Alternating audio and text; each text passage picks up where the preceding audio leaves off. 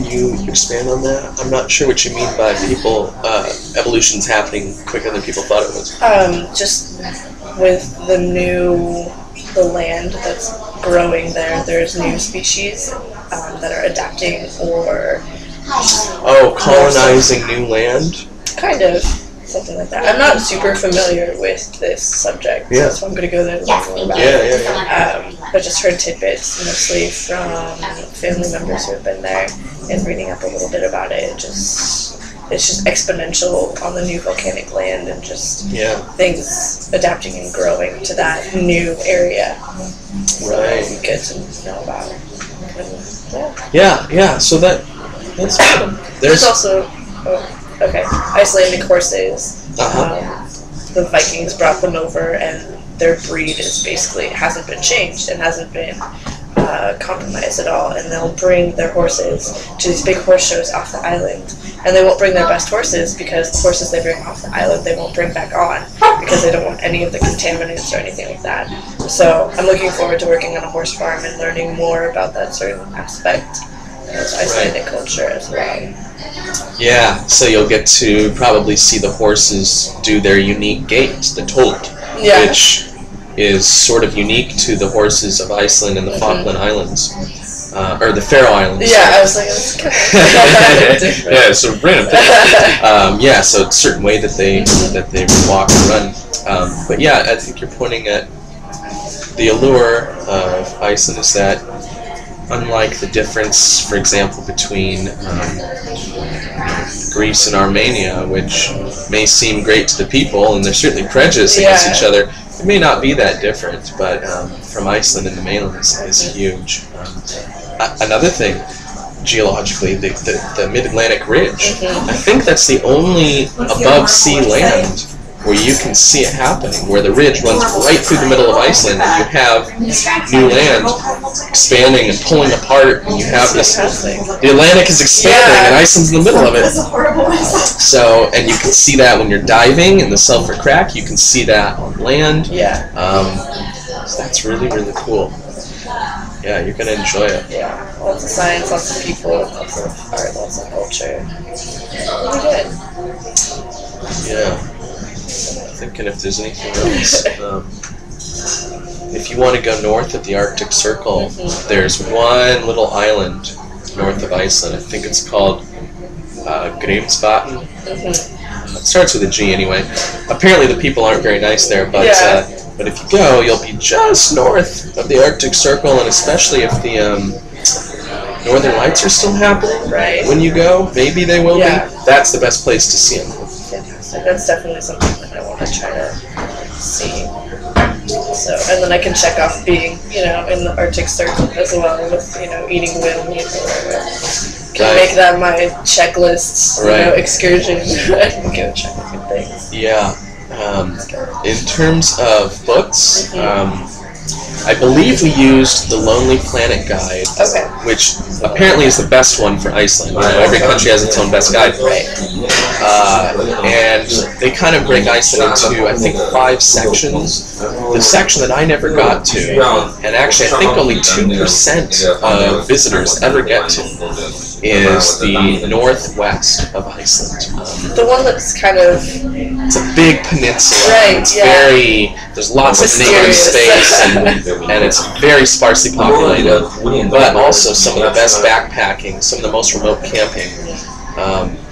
Just in the middle of fucking nowhere. A lot of villages have been abandoned completely. Nobody's there. Oh, that's it. So, like an Icelandic ghost town. You might, if you're lucky, you probably will meet some travelers who have rented a car and they want someone to put up for gas money. You can ride with them for a couple days through there.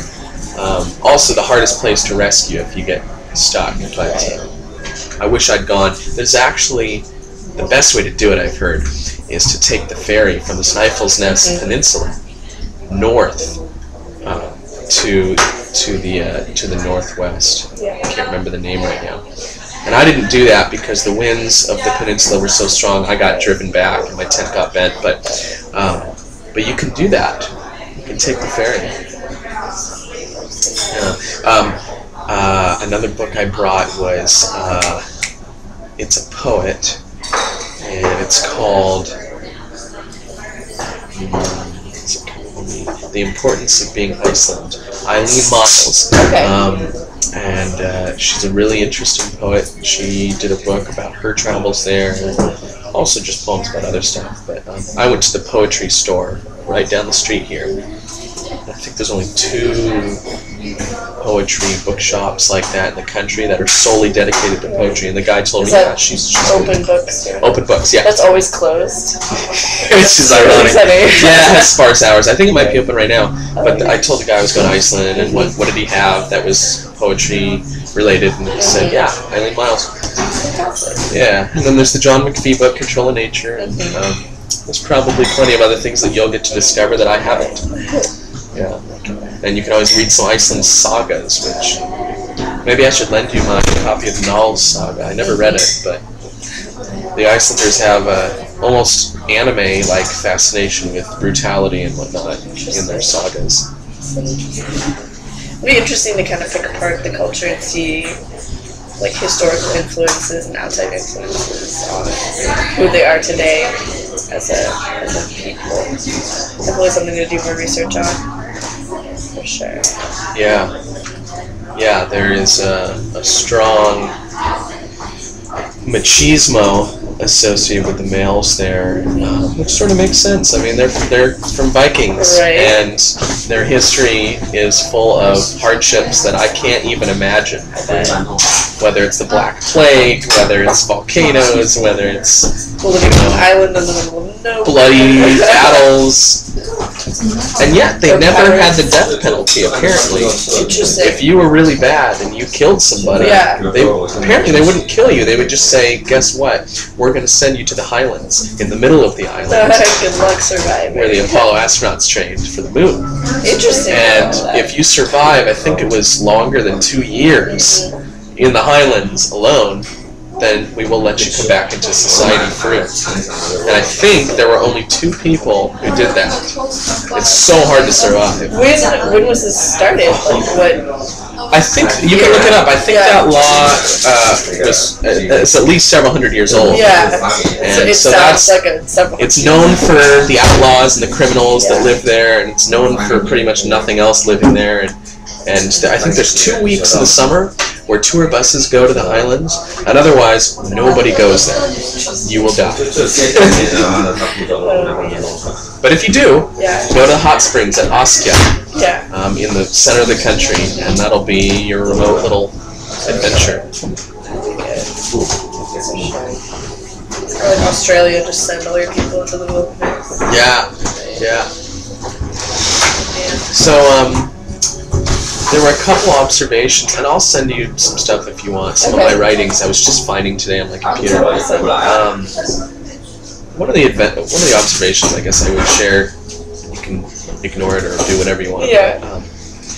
At first, when I was traveling around Iceland, I was sort of nonplussed. I was thinking, I guess I'm not that impressed because, they just haven't done much here. It's sort of small towns. And the longer I was there and the longer I felt the cold and realized how remote it was, I realized, I'm actually impressed if there's anything here at all. Right.